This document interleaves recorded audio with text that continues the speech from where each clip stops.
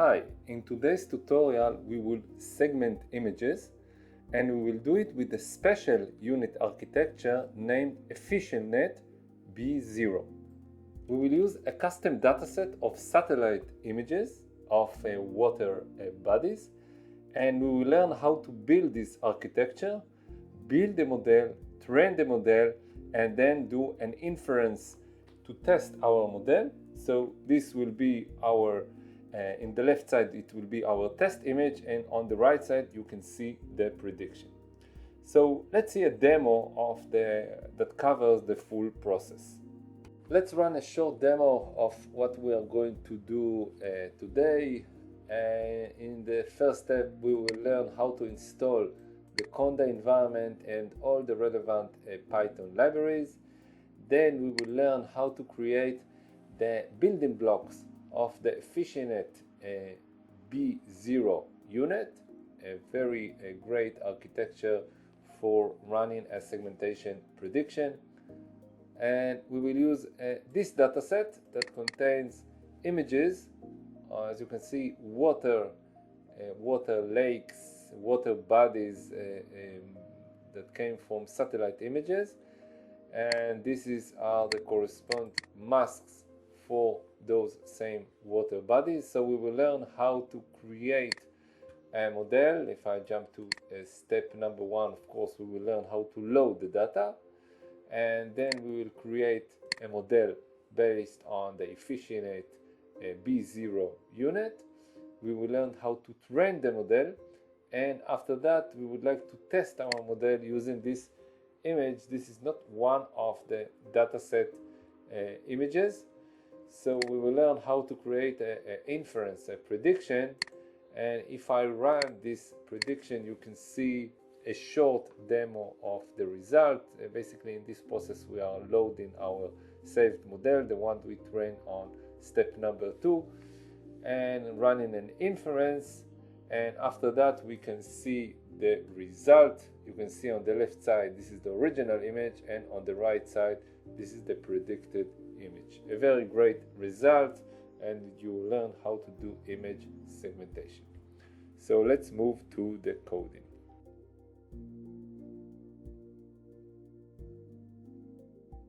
Let's start with the installation.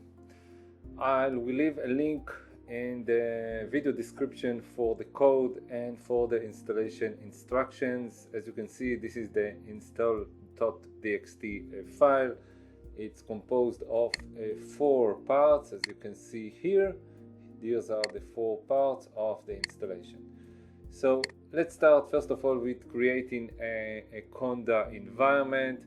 I'm running on Linux. So first of all you should install Linux, since we will use TensorFlow, and TensorFlow works better using the GPU card on a Linux machine.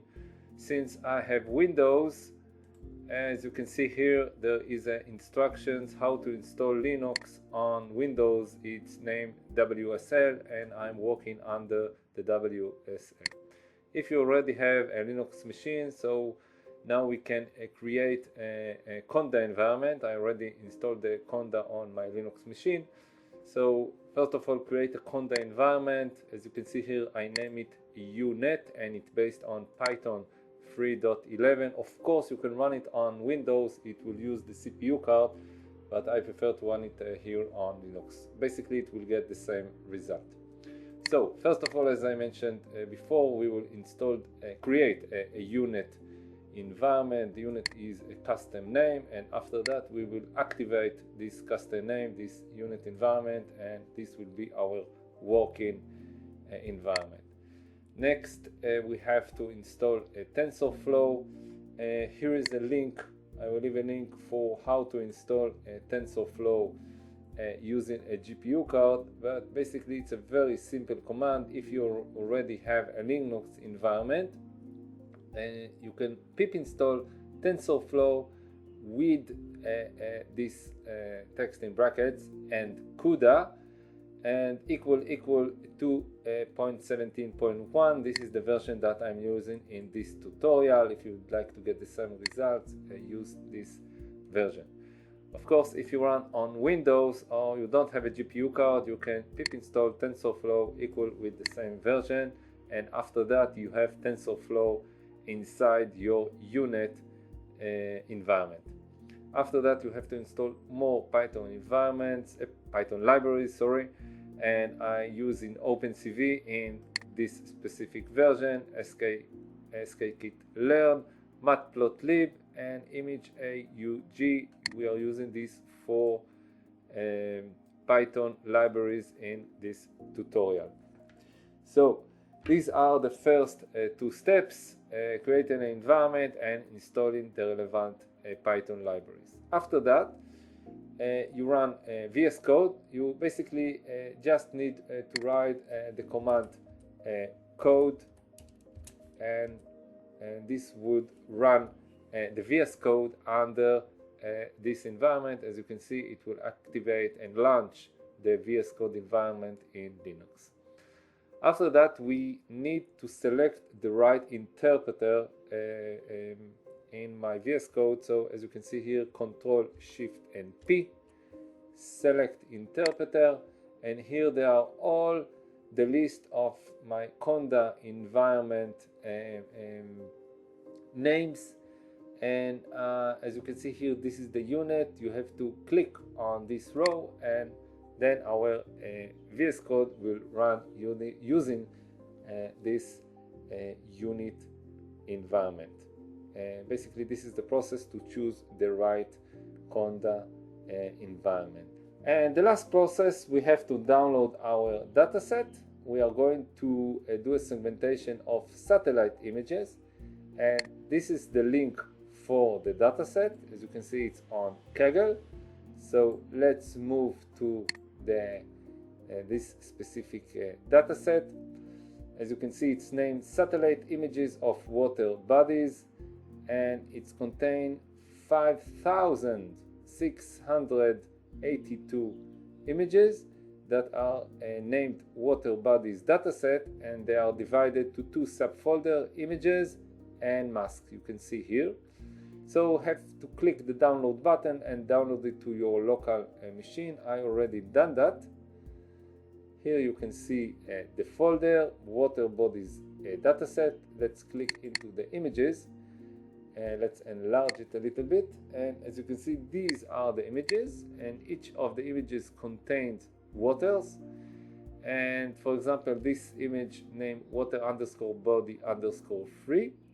And let's go to the masks, and as you can see, this water body_free is the mask of the water in this specific image. We can open this image. Let's make it smaller, and let's open back the same image, and let's put one next to each other. And now, as you can see, this is the original image, and next to it is the mask. And basically we will train this dataset, and after we finish this process, we go back to our VS Code. We will take a test image, this image, and we would like to predict this water, and we would like to generate a mask that predicts the water in this test image. This image is not part of the training dataset, so we would like to do an inference on our saved model and try to predict and create and generate a mask of this image. So let's continue to the next phase. Let's continue with creating a new and fresh Python file. This Python file will hold the Efficientnet architecture. We will put inside this Python file all the building blocks that are relevant for building an Efficientnetb0 network. So it can be reusable in other use cases as well. Let's start with let's kick off by importing the core building blocks from Keras. We will use it in order to build our building blocks in the next steps. And next we will grab the high-level model class, so we can wrap everything into a neat keras model object in the end.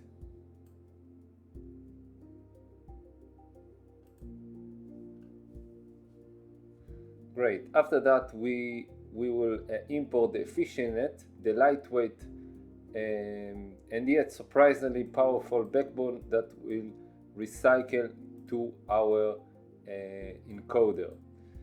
We will use the pre-trained backbone to help us coverage faster and reach and get a better accuracy with a few training examples. Let's define a helper function named conv_block. A block is just two convolutions back-to-back classic Unix style. Each layer is immediately followed by a batch normalization and a ReLU to keep gradients happy. And now let's build a decoder helper. The decoder block upsample the incoming tensor, concatenate the matching, skip connection, and polish everything with a conv block.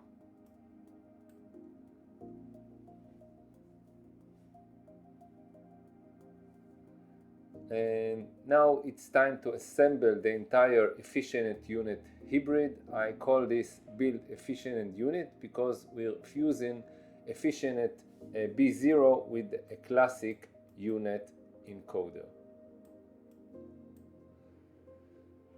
First, we will define the model input. Step 2, load Efficientnetb0 without its classification head. We keep ImageNet weight, so we start from a solid feature extractor. Then we will grab skip connections and different spatial scales. S1 is the original input resolution, and S2, S3, and S4 progressively shrink to 128, 64, and 32 pixels on the long side. The bottleneck is the deepest point of the encoder site at 16 by 16. Decoder time. We climb back to the pyramid, doubling the resolution at each hop. And finally, touch a one by one convolution, squeeze everything down to one channel and sigmoid squashes value to between 0 and 1 range. Now we will wrap encoder and decoder into a single model object, name it, and return the model. And now if we run this file directory, and the code below will fires, and that's basically it's a Python classic main guard in action. So let's run it, and we will get the summary and the structure of our model. Now let's prepare our dataset so it will be ready for the training. Let's create a new Python file. Let's name it step number 1, load data.py. We will begin with importing OpenCV, NumPy, and other essential libraries. And quick reminder, pixel value 0, it will indicate the background, and pixel value 255 will indicate the water.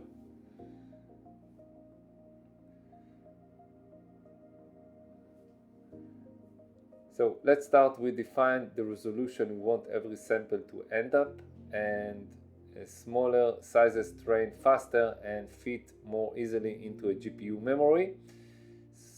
Next, we will prepare empty list to stash every image mask pair. We will split later into train and validation, but for now these empty buckets are fine.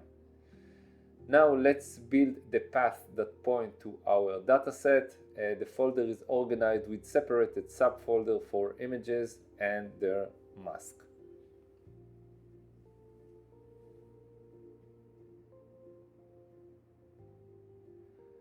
Now let's grab one image mask and so we can preview the data.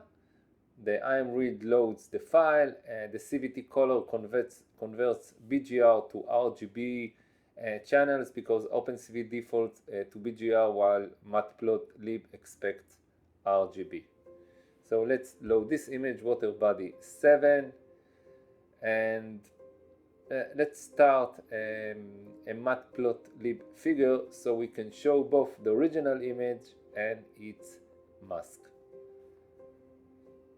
As you can see, the figure has two placeholders. The first one will be for the image and the second one for the mask. This is how we use the subfloat to get this functionality. So the left side will be the original image and the right side will be our mask. And let's display it.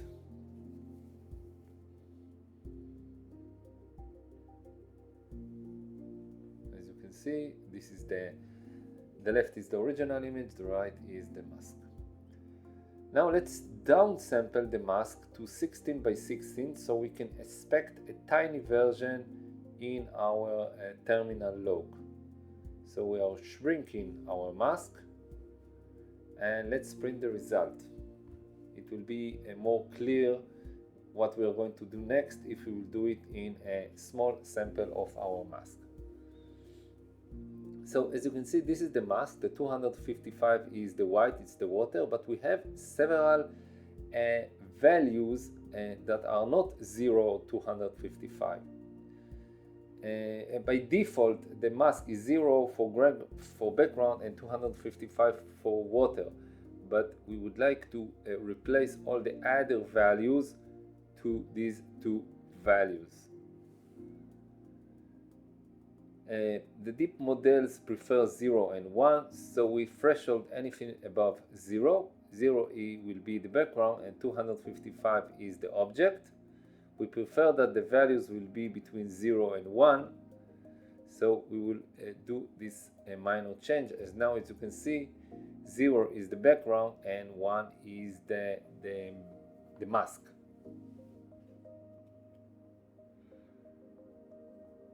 Now let's do data augmentation. The IMG AUG is a super convenient library for flips, rotation, crops, and more. So we will create a sample of the augmentation, and let's start with the horizontal flip with 100% probability, and next we will do a vertical flip, once again with 100% probability. So this is the vertical. And next let's do a random rotation between minus 50 degrees and plus 20 degrees. And let's show the original and the free augmentations side by side. Let's display all the augmented images. Once again, we are displaying only one image.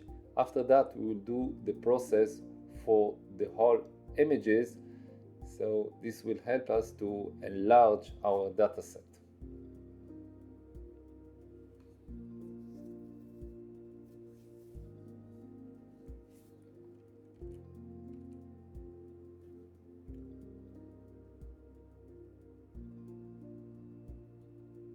We have to fix some syntax errors.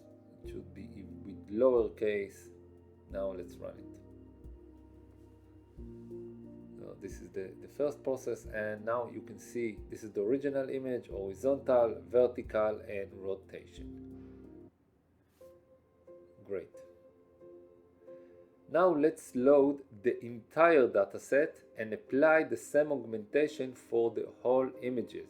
So we will load the train images and their masks.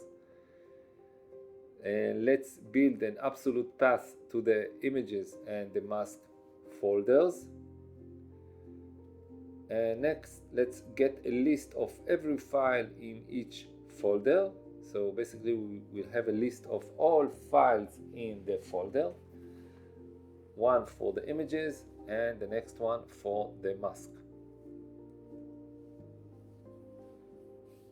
And let's print the length of the images. Let's see how many images are in the folder.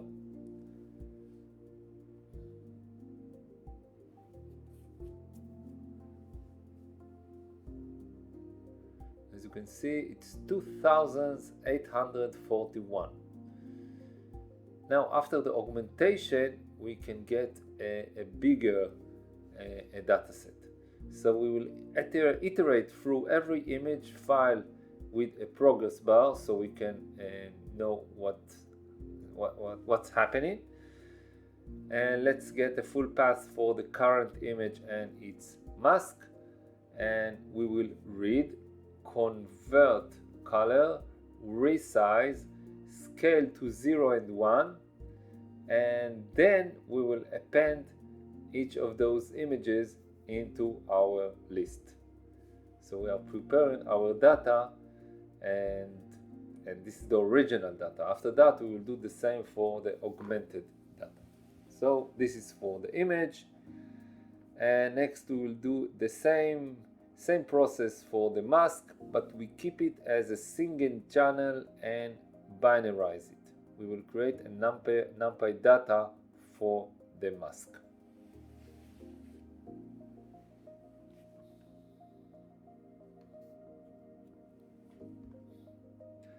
Now let's perform 3 augmentations: horizontal flip, vertical flip, and random rotation, and push each pair into the same list.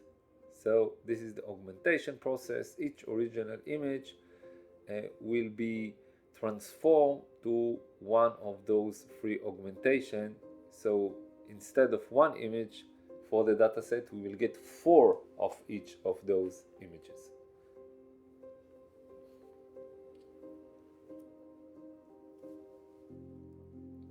And after the loop, we can see how many total samples we produced, including the augmented ones.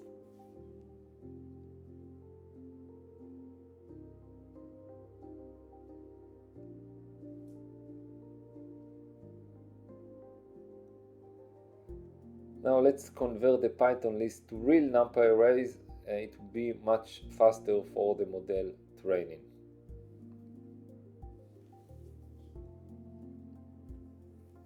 So this is how to convert the images, and this is for convert of the mask into NumPy array.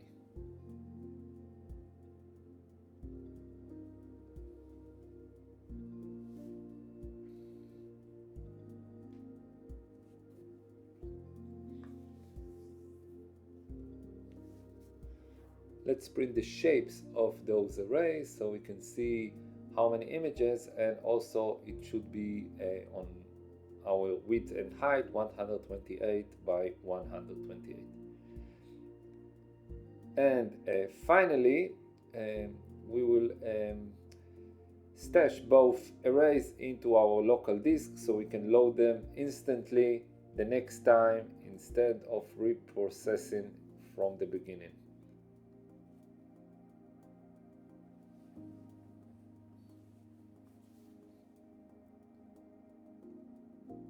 Let's run it.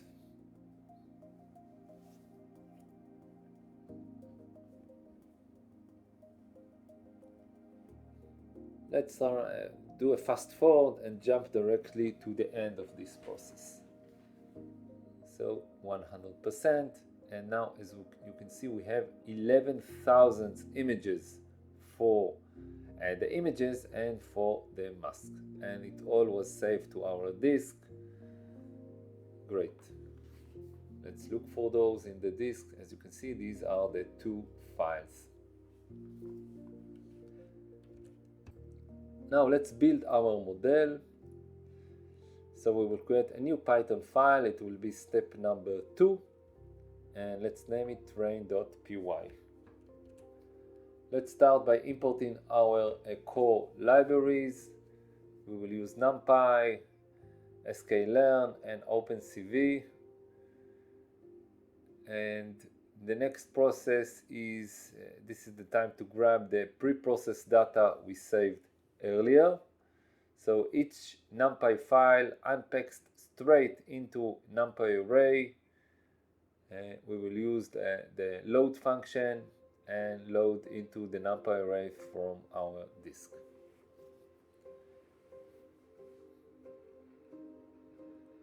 And after that, let's do a sanity check. Let's print the shape so we know what we are dealing with, if everything was loaded correctly.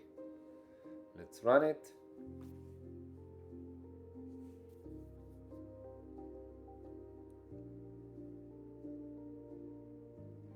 Let's wait a few more seconds. Great. As you can see, these are the same images and mask. Now let's do a classic 80 by 20 split for training and validation. We will set a random state to make the split reproducible. And let's split the data into training and validation sets. Now let's do a quick size check. It's always good before we launch a long training session. So let's see how many images we have in the train set and in the validation set.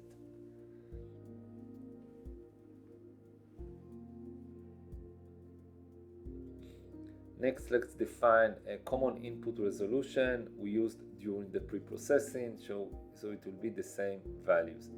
Let's print the process. Let's see what is the progress so far. As you can see, we had about 9,000 images for train and about 2,000 for validation. So the split finished correctly. Next, it's the model construction. We import TensorFlow and our custom Efficientnet U-net builder. A few keras callbacks will handle checkpoints, early stopping, and learning rate tweaks. Now let's build the model. Let's set the input tensor shape, hyperparameters, the learning rate, the bed size. We will use the value 4, but if you have a strong high GPU card, you can put a higher value, and let's run it for 200 epochs. Now let's build the network and take a quick look at the summary. Let's run it and see the structure of our model.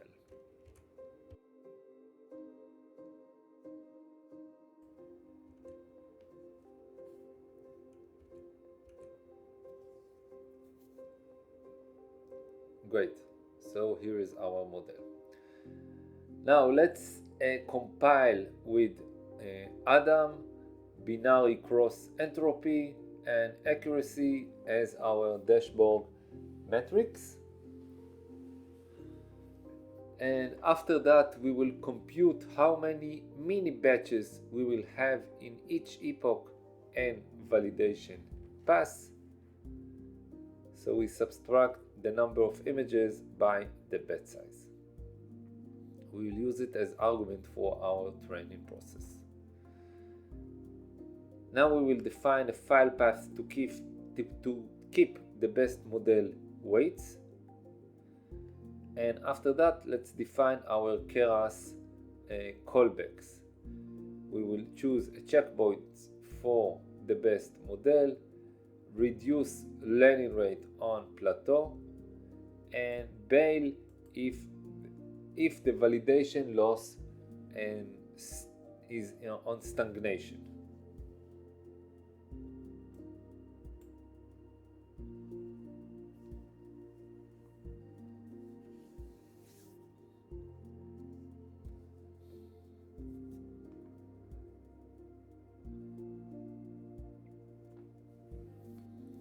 As you can see, for the early stopping, the patient's value will be 20. So if there was no progress after 20 epochs, the model will stop training.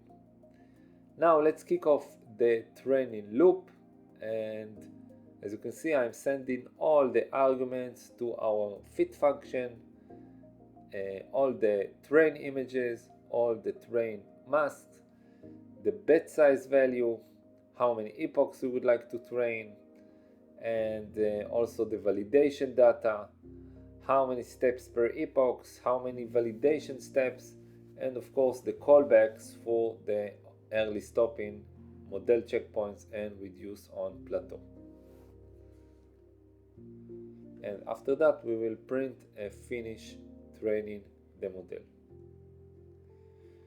And the last step is to visualize and plot the accuracy and the loss curves to see how training went.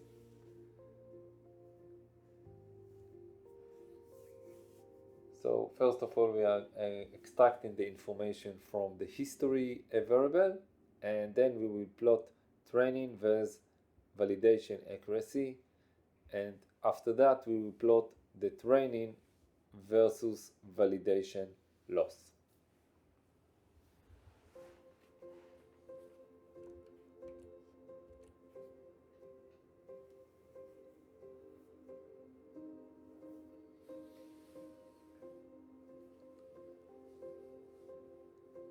Great, and let's display the accuracy by using the show function, and now let's do the same. Basically it's like a copy paste.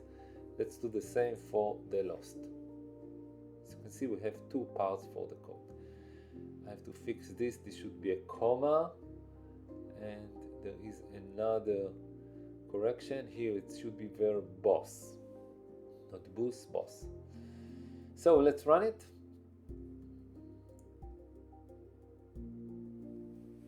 Let's wait a few more seconds so the training will start.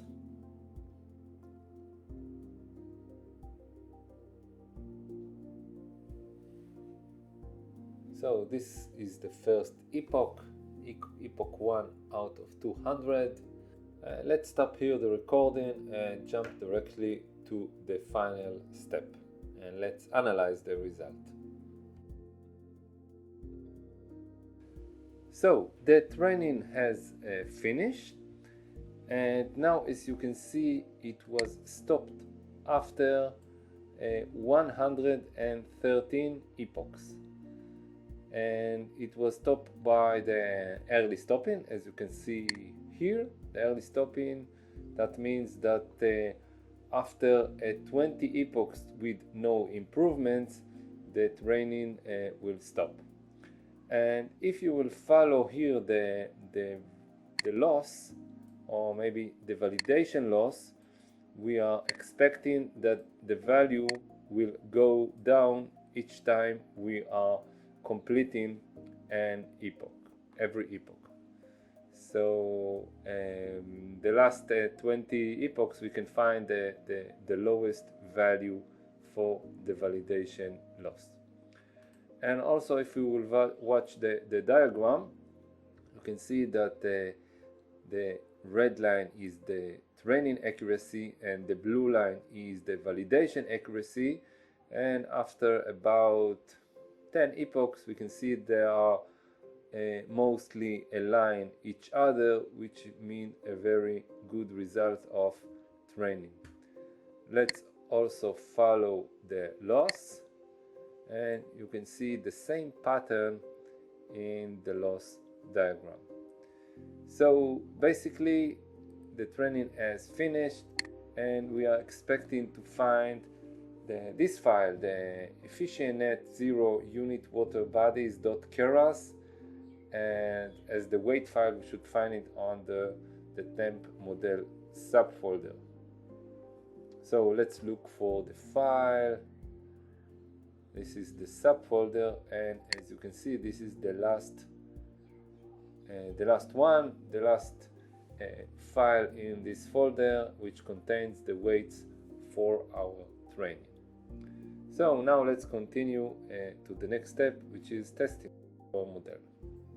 So let's create the last Python file to do an inference and testing our saved model. Let's name it step number 3, test the model.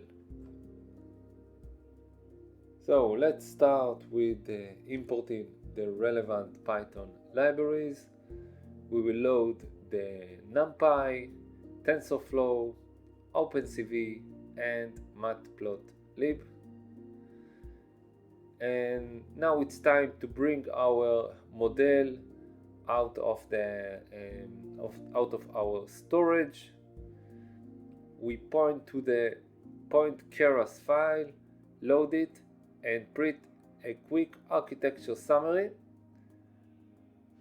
So let's load our saved model and print the summary of our model.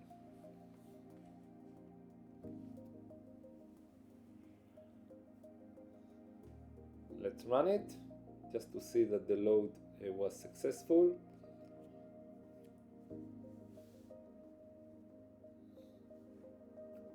Great, as you can see, here's the structure of our model. And after that, let's choose a single test image from our disk and read it in a BGR format. This test image will be part of the code, so you can use it on your local machine as well. So let's copy the path for this image. Let's paste it here. You can put the image wherever you like. Now let's flip the channel order to RGB so colors look right in our Matplotlib. And let's display one image for a test.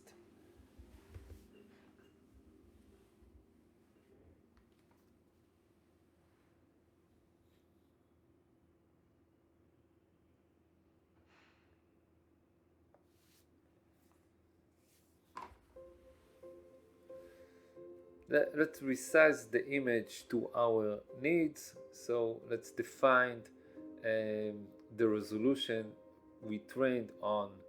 So any test image match perfectly, so it will be 128 but with 128. And after resize, we also add a batch dimension because Keras model expects batches of images and not only one single image. Now let's run the model and grab the first and only prediction mask in the batch. And let's print the shape of the result, so now we can understand if it's a shape of an image.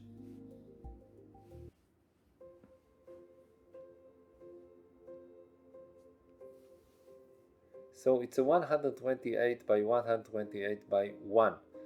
So it's a single image. That means that it's a black and white image and not a color image.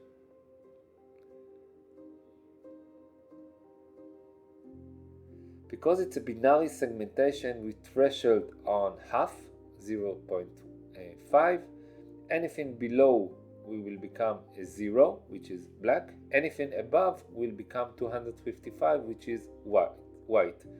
So it will be showed clearly. Since it's a binary segmentation, so any values above 0.5 mean predicted to 1, and every value under 0.5 is predicted to 0.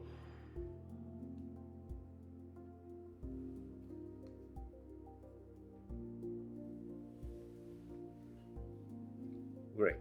Now let's shrink both the original image and the predicted mask for a compact side-by-side preview. So we will scale it by 25% and use the resize function for the process for the image and the mask. And let's save the results. Let's save the mask to this so you can inspect it later using a simple image viewer.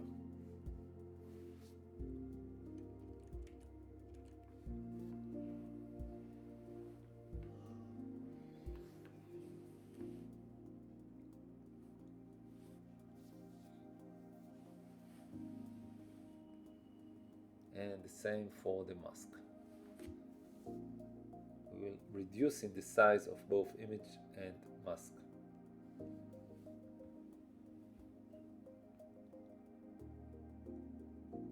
And saving the result.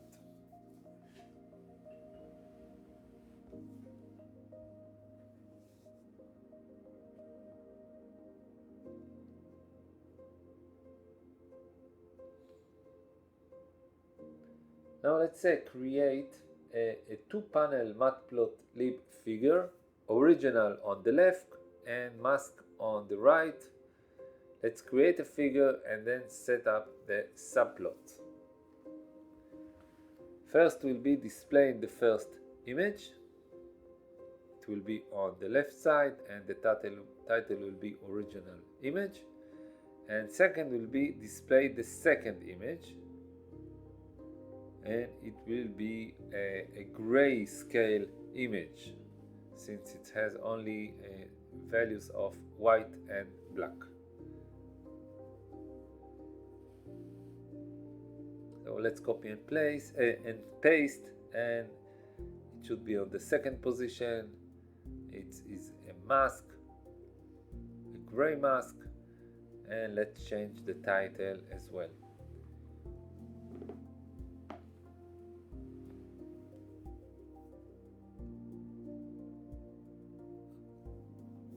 Let's fix some errors. It should be integer. And I believe that now we are ready to run it. Great. Let's run the code and see the result. We're expecting to see on the left side the original image and on the right side the predicted mask.